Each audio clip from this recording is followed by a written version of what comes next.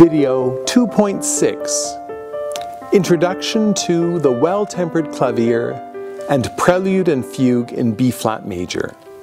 Have you ever experienced the joy, or borne the pressure, of playing a Bach Prelude and Fugue?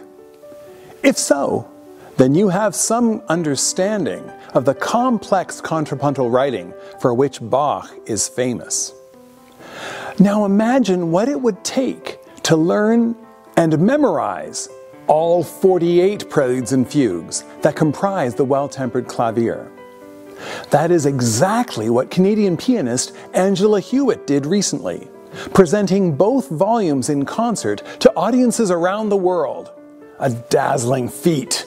What was Bach saying with the title, The Well-Tempered Clavier? Well, two things really.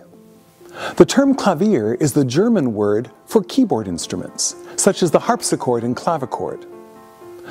The term well-tempered refers to a new well-tempered tuning system for the keyboard which, by a clever adjustment of the intervals contained in the octave, allowed it to play in all major and minor keys without sounding harsh or out of tune. Today these works are commonly played on the piano, but they can also be played on other instruments. I, for one, performed many of the preludes and fugues on this very stage, on the free bass accordion, a kind of classical accordion which produces an organ-like sound. I like to believe that were Bach alive today, he would approve. Bach composed these works for, as he put it, the benefit and use of young people eager to learn. One might say he intended them as keyboard etudes or studies. He also used them as compositional models for his own children, 4 of whom went on to become outstanding composers in their own right. The Prelude and Fugue in B-flat major, Book 1, is one of my favorite works from the collection. For the prelude, Bach turned to the Baroque toccata for inspiration, a popular keyboard genre that was both flashy and free-spirited, including both virtuosic and improvisatory sections. The fugue opens with a joyful subject in triple meter. Along the way, he introduces 2 accompanying figures, which we call counter-subjects.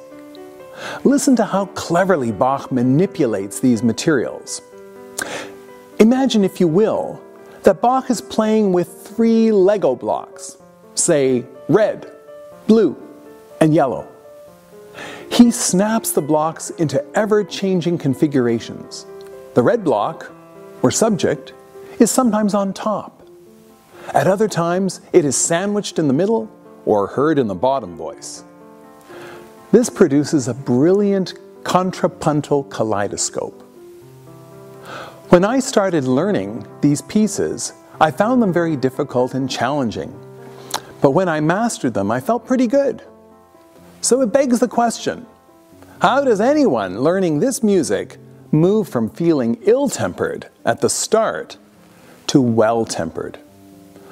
The answer is in 3 words: practice, practice, practice.